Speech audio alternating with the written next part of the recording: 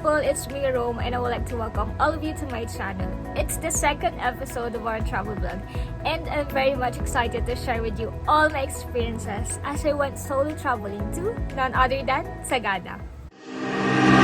All alone, I feel like you need your space. Prisoner in your own home that ain't great.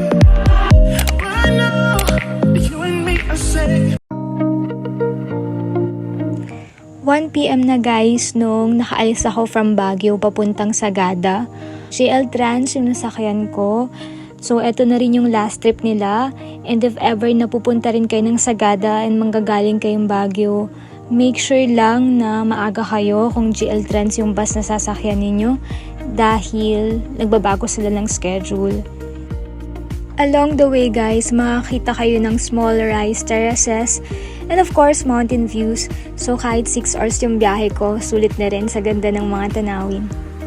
Ayun na nga lang, medyo maulan nung bumiyahe ako, so ang foggy talaga.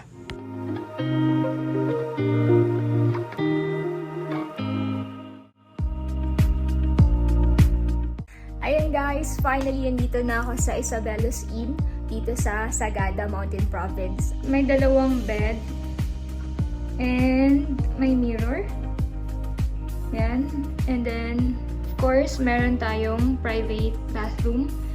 Ayun. Kaya ito yung binook ko guys kasi gusto ko may private bathroom din ako.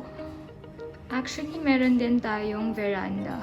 So, papakita ko sa inyo guys kung ano yung tsura niya. Ayan, ang ating veranda. Gandang magkape dito, guys, kasi sobrang lamig. As in, mayroon electric fan. May electric fan silang nilagay. Pero feeling ko hindi ko siya magagamit kasi sobrang lamig. Ngayon palang nilalamig na ako. Dito ko napili sa Isabelos Inn magstay dahil halos, I think, katapat niya lang yung tourism's office. Convenient na siya, hindi na ako maglalakad ng malayo o maghahanap pa. Isa lang sa napansin ko dito guys is yung mga ingay sa mga katabing rooms medyo naririnig. Kung gusto niyo talaga ng alone time, ng katahimikan, kung pwede pa kayong tumingin ng ibang pagstayhan. Pero sabi ko nga, since ito yung convenient sa akin, ito yung best choice para sa akin sa ngayon.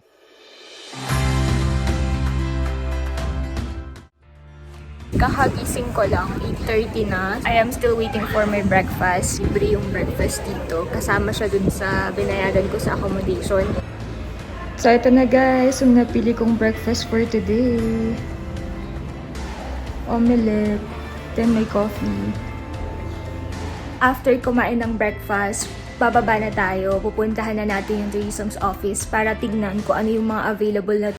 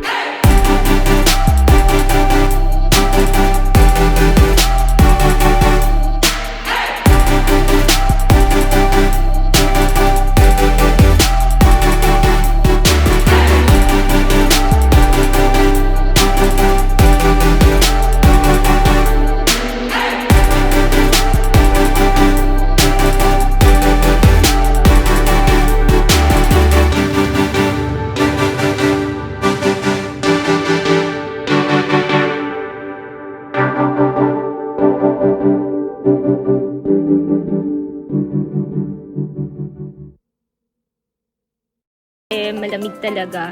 Busog pa ako dun sa almusal kanina. So, eto lang. Gusto ko lang talagang matry kumain dito sa Sagada Bistro.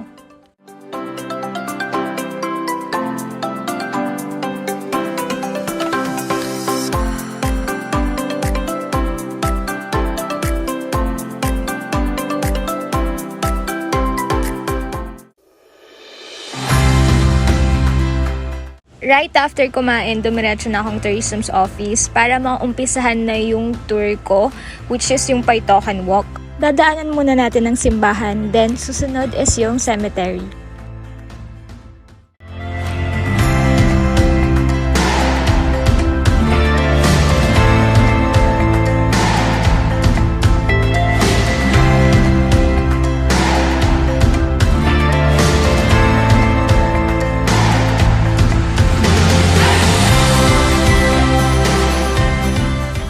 Ang mapupuntahan natin is yung hanging coffins, then yung underground river, and may tour guide akong kasama.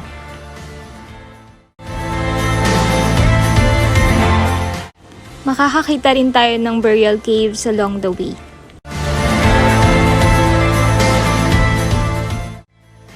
Pwede ka ring mag-rock climbing dito for an additional fee. So, syempre ako, trinay ko din siya.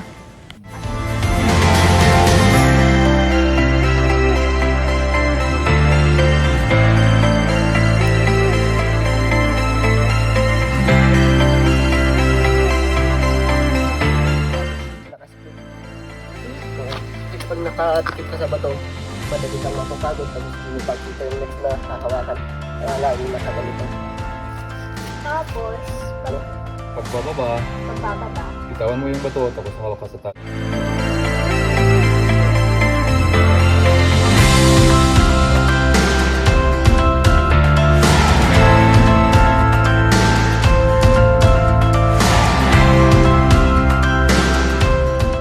Oops, joke lang guys. Ang hirap umakyat and ang baba lang ng naabot ko sa unang guhit lang.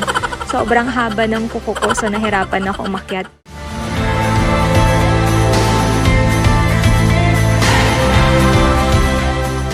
And of course, masisilayan natin ang famous hanging coffins. Ang paglalagay ng mga coffins sa gilid ng cliff ay tradisyon na nagmula sa mga indigenous Kangkanaay. Ang paniniwala nila ay makakatulong ito para mailapit ang yumaong mahal sa buhay papunta sa langit. Ito raw yung pinakamataas guys at sa likod nito ang pinakamalaking burial cave, sabi ng aking tour guide. Tapos na mga yan, parang bintana na. Dumaan sila sa kabila para isuksok yan.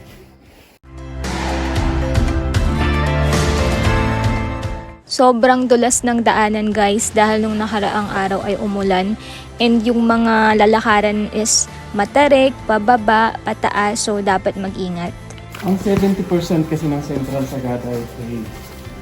Kaya normal na Dami nga pong cave eh. kahit saan may cave.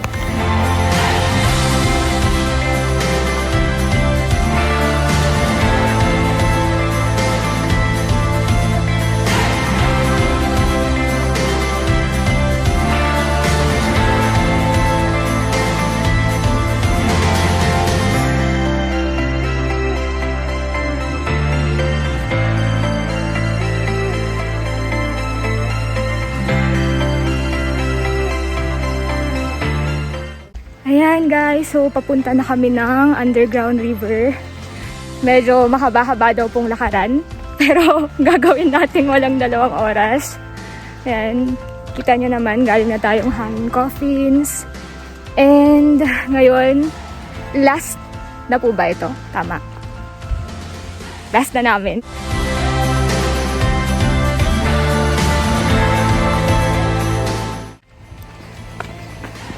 Ano po yun, falls? River. Ah, yun na yung river. Kaya hindi pa ito. Ah, iba pa po ito.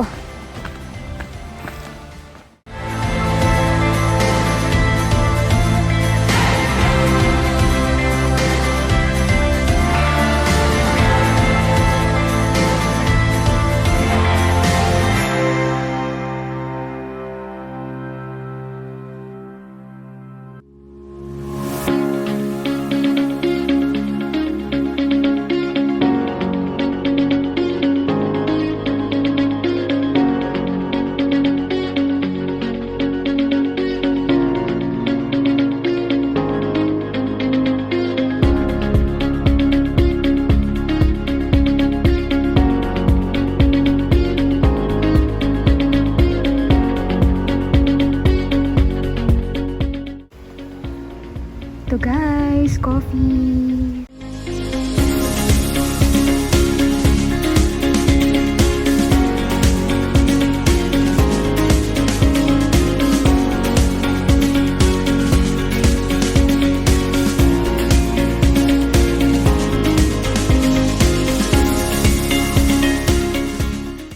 Tignan natin yung tubig. Ala, lamig!